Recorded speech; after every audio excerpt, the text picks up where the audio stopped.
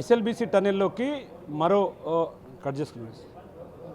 SLBC టన్నెల్లో 18వ రోజు rescue operation కొనసాగుతుంది. ఈ రెస్క్యూ ఆపరేషన్లో మొత్తంగా కార్మికులకు సంబంధించి ప్రమాదాలను తగ్గించేందుకు యాన్వి రోబోటిక్ బృందాన్ని కూడా రంగంలోకి దింపారు ఇక్కడ ఉన్నటువంటి అధికారులు. ప్రజెంట్ మనం చూస్తున్నటువంటి ఇదంతా కూడా ఇదొక మాస్టర్ రోబో. దీని ద్వారానే లోపలికి పంపించే రోబోల మీద కమ్యూనికేట్ చేస్తారు. అక్కడ పనిచేస్తున్నటువంటి 3 రోబోలను లోపల ఇక్కడ నుంచే కూడా ఆపరేట్ చేసే విధంగా ఇక్కడ దీన్ని దగ్గరుండి చూస్తున్నటువంటి పరిస్థితి చూస్తున్నాం. విజువల్స్లో కూడా మనం చూడవచ్చు ఈ యొక్క రోబోటిక్ డిజాస్టర్ మేనేజ్మెంట్ టీం అంతా కూడా ఎవరి పనుల్లో వాళ్ళు నిమగ్నమయ్యారు. వాళ్ళంతా కూడా క్లియర్ కట్గా సాయంత్రంలో ఒక 3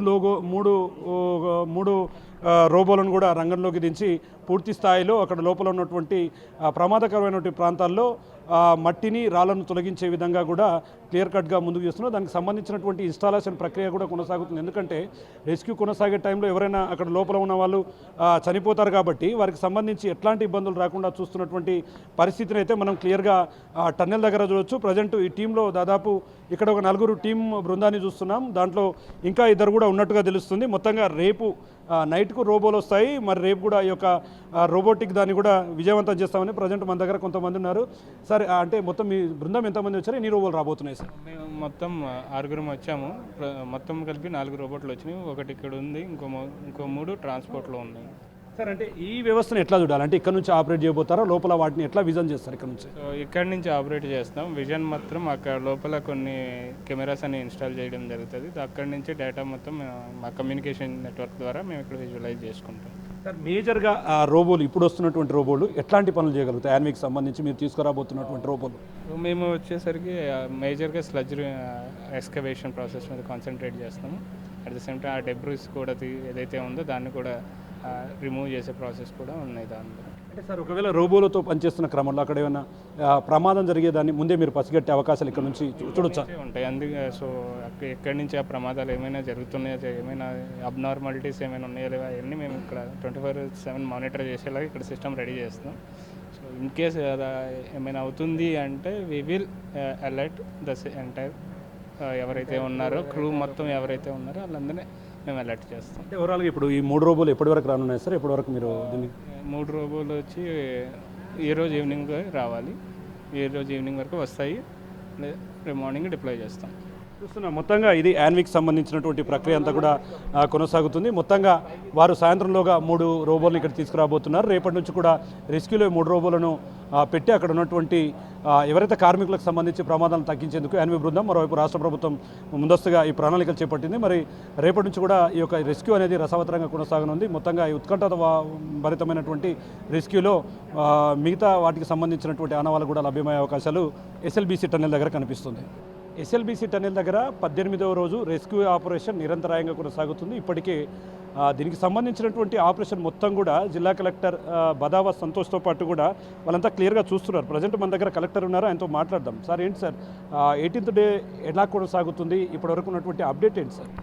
సో మనము ఇంతకుముందు వరకు గవర్నమెంట్ ఆఫ్ ఇండియా నుంచి ఒక 11 ఏజెన్సీ, స్టేట్ గవర్నమెంట్ నుంచి 4 ఏజెన్సీస్, ప్రైవేట్గా ఒక 4 ఏజెన్సీ, అప్రాక్సిమేట్గా ఇనిషియల్గా ఒక 650 మెంబర్స్ ఈ రెస్క్యూ ఆపరేషన్లో పాల్గొన్నారు. ఇప్పుడు 520 to 530 మెంబర్స్ ఈ రెస్క్యూ ఆపరేషన్ కంటిన్యూ చేస్తున్నారు. మనకు బేసిస్ ఆన్ నీడ్ ద్వారా మనము ఇక్కడ పెట్టుకోవడం జరిగింది. సో నెక్స్ట్ దానికి అడిషనల్గా మనకి ఇరిగేషన్ మినిస్టర్ గారు రివ్యూ చేసినప్పుడు రోబోస్ని కూడా ఇమీడియట్గా డిప్లాయ్ చేయాలని చెప్పడం జరిగింది. వాళ్ళ టీం కూడా రావడం జరిగింది. సార్, మీరు ఈరోజు ఉదయం కూడా కొంత రోబోట్స్కు సంబంధించినటువంటి కమ్యూనికేషన్ సిస్టమ్ను కూడా ఇక్కడ పొందుపరిచినట్టు తెలుస్తుంది. ఆ టీం కూడా లోపల వెళ్ళినట్టు. అసలు ఈ రోబోటిక్కు సంబంధించి వ్యవహారం ఎట్లా ఉండబోతుంది? అవి ఎలా పనిచేయబోతాయి? ఎన్ని రోబోలు రాబోతున్నాయి? ఆ టీం అంతా కూడా ఎంతమంది ఉన్నారు? సో ఇప్పుడు మనకి ఇక్కడ 5 మెంబర్స్ టీం ఉన్నారు. ఇక్కడ బయట కమ్యూనికేషన్ సిస్టమ్ దగ్గర 3, లోపల 2, ఇంకో అడిషనల్ 4-5 మెంబర్ టీం కూడా ఇక్కడికి రావడం జరుగుతుంది అలాంగ్ విత్ రోబోస్. ఇప్పుడు వాళ్ళు కమ్యూనికేషన్ సిస్టమ్ తెచ్చి ఆ కమ్యూనికేషన్ సిస్టమ్ లోపలికి బయటికి కంటిన్యూ చేసుకున్నాడు. ఈరోజు ఈవినింగ్ కల్లా 3 రోబోస్ వస్తాయి మనకి. ఆ 3 రోబోస్ ఏంటిదంటే based on nature of material, ఆ మెటీరియల్ని సక్ చేసేసి మనకి కన్వేయర్ బెల్ట్ మీదకి పెట్టడం జరుగుతుంది. ఒకవేళ స్లష్ ఉంటే ఒక టైప్ ఆఫ్ రోబోని వాడతారు, డెబ్రిస్ ఉంటే ఒక టైప్ ఆఫ్ మోడల్ వాడతారు. ఒకవేళ బోల్డర్స్ లాగా ఉంటే ఆ రోబో ఏంటిదంటే దాన్ని ముందు పార్ట్ దాన్ని క్రష్ చేసేసి మళ్ళీ అగైన్ క్రష్ చేసేసి it will become like debris and slush మళ్ళీ వెనకకు తీసుకురావడం జరుగుతుంది. సో ఈ 3 రోబోస్ని వాడతారు. ఎంటైర్ టీము అది మినిమం 18 అవర్స్ పర్ డే పని చేస్తుంది. సో కంటిన్యూస్గా 18 అవర్స్ పని చేయడం జరుగుతుంది, అది మినిమం. ఆ తర్వాత ఇంకా బేస్డ్ ఆన్ దట్ ఇంకో 1-2 అవర్స్ అడిషనల్గా కూడా పని చేస్తాయి. ఈరోజు ఈవినింగ్ కల్లా రోబో సిస్టమ్ మొత్తం కల్లా ఎస్టాబ్లిష్ అయిపోతుంది. ఈ రోజు నుంచి ఆ సిస్టమ్ని కూడా మనం పెట్టడం జరుగుతుంది. సార్ మేజర్గా ప్రధానంగా బయటికి తేలాల్సిన విషయం ఏంటంటే లోపలికి లోకో ట్రైన్ వెళ్ళినటువంటి ప్రజెంట్ అంటే ఫస్ట్ డే ఎంతవరకు వెళ్ళింది, ఇప్పుడు ప్రజెంట్ ఎంతవరకు వెళ్తుంది, ఆపరేషన్లో ఉన్నటువంటి ప్రధాన అడ్డంకి అంటే ఆ ప్రాంతం ఎంత దూరంలో ఉన్నారు, ఎంత దూరం వరకు రీచ్ కాగలిగారు? సో మనకి ఇనిషియల్ డేగా చూసుకుంటే చాలా వాటర్ ఉండేది. ఒక డీవాటరింగ్ పంపు దీంట్లో భాగంగా కూడా ఖరాబ్ అయింది. అప్పుడు కన్వేయర్ బెల్ట్ కూడా మొత్తం పడిపోయి ఖరాబ్ అయింది. మనము 11 కిలోమీటర్స్ వరకే వెళ్ళడం జరిగింది. ఆ తర్వాత మొత్తం వాటర్ మొత్తం డెబ్రీస్ ఉంటుంది. సో రెస్క్యూ టీమ్స్ అంతా కూడా నెక్స్ట్ కన్వేయర్ బెల్ట్ నుంచి, దాని తర్వాత మనకి ఈ ఫిషింగ్ బోట్స్, కొన్ని థర్మల్ ఫిషింగ్ బోట్స్ వాడుకొని, కొన్ని వుడెన్ ప్లాంక్స్ వాడుకొని అట్లా లాస్ట్ వరకు రీచ్ అవ్వడం. ఇప్పుడు అటువంటి ఇబ్బంది లేదు. మనం ఆల్మోస్ట్ 13.5 ఎక్కడైతే rear end of the tunnel boring machine ఉందో అక్కడి వరకు మనకి లోకో వెళ్ళడం జరుగుతుంది. ఆ rear end of the tunnel మిషన్లో చాలా మెటీరియల్, ఐరన్ మెటీరియల్ కూడా అక్కడ రావడం జరిగింది. సో దాన్ని మనము ఈ సౌత్ సెంట్రల్ రైల్వే నుంచి అల్ట్రా థర్మిక్ కట్టర్స్ తీసుకొచ్చి మన దగ్గర ఉన్న గ్యాస్ కట్టర్స్ని వాడుకొని వాటన్నిటిని కూడా ఇప్పుడు రిమూవ్ చేయడం జరిగింది. ఒక చిన్నదే ఒకటి రిమూవ్ చేయాల్సి ఉంటుంది. సో మిగతాదంతా కూడా రిమూవ్ చేసి ఇదంతా పోవడం జరిగింది. 3 ఎక్స్కవేటర్స్ని కూడా మనం లోపలికి పంపడం జరిగింది.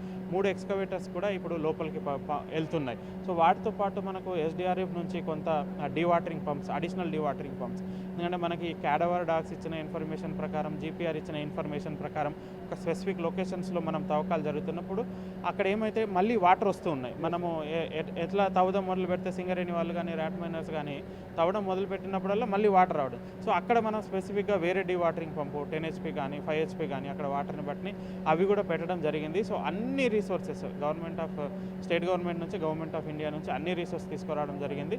ఇప్పుడు మన మినిస్టర్ గారి ఆదేశాల ప్రకారం రోబోస్ని కూడా పెట్టడం జరిగింది. సరే, అంటే ఇప్పటికీ క్యాడవర్ డాగ్స్ గుర్తించినటువంటి 3 ప్రాంతాల్లో DTలో ఇప్పటికే గురుప్రీత్ సింగ్కు సంబంధించినటువంటి ఆనవాళ్ళు వాళ్ళ కుటుంబానికి, అంటే మిగతా 2 చోట్ల కూడా మరి ఏ టైంకి ఒకవేళ అక్కడ ఎగ్జాక్ట్గా అట్లే ఉండొచ్చా, లేకుంటే వాటికి సంబంధించిన భాగాలు ఏమైనా అట్లాంటివి కనపడే అవకాశాలు ఉన్నాయంటారా?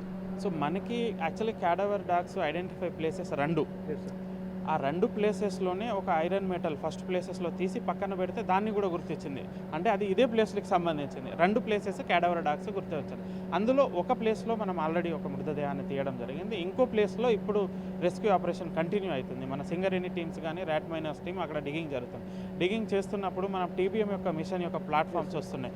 మళ్ళీ కొంత వాటర్ కూడా వస్తుంది. సో మనం డీవాటరింగ్ చేసుకుంటూ ఆ ప్లాట్ఫామ్ని కట్ చేసుకుంటూ దాన్ని రిమూవ్ చేసుకుంటూ ఫర్దర్గా 2 టీమ్స్ పనిచేస్తున్నాయి. ఇప్పుడు కూడా మళ్ళీ టీంని ఈ క్యాడవర్ డాగ్స్ని లోపలికి పంపడం జరిగింది. సో ఈ ప్లేసెస్లో ఇంకెక్కడన్నా ఏమన్నా ఉన్నాయా ఒకసారి చూడడానికి వచ్చి టీం వెళ్ళడం జరిగింది. 3 o'clock వల్ల బయటకు వస్తుంది. అప్పుడు మనం ఇంకా ఫర్దర్ డీటెయిల్స్ చేయగలుగుతాం. Thank you. చూస్తున్నా మొత్తంగా ఆయన డే 1 నుంచి కూడా ఇక్కడే ఉంటున్నాడు, అధికారులను పూర్తి స్థాయిలో సమాయత్తపరుస్తున్నాడు. ముఖ్యంగా క్యాడవర్ డాగ్స్ గుర్తించినటువంటి 2 ప్రాంతాల్లో ఒక ప్రాంతాన్ని ఇప్పటికీ గుర్తించడంతో పాటు మరొకసారి క్యాడవర్ డాగ్ కూడా లోపలికి వెళ్ళింది. ఆ క్యాడవర్ డాగ్లకు సంబంధించి మరి ఇంకేమైనా ప్రాంతాలు గుర్తిస్తాయా? అదేవిధంగా ఎక్కడైతే 13.5 దాటుకొని పోయారు, దాదాపు ఒక అప్రాక్సిమేట్గా ఒక 50 నుంచి 35 మీటర్ల మధ్యలో ఈ స్పాట్ ఉంటుంది.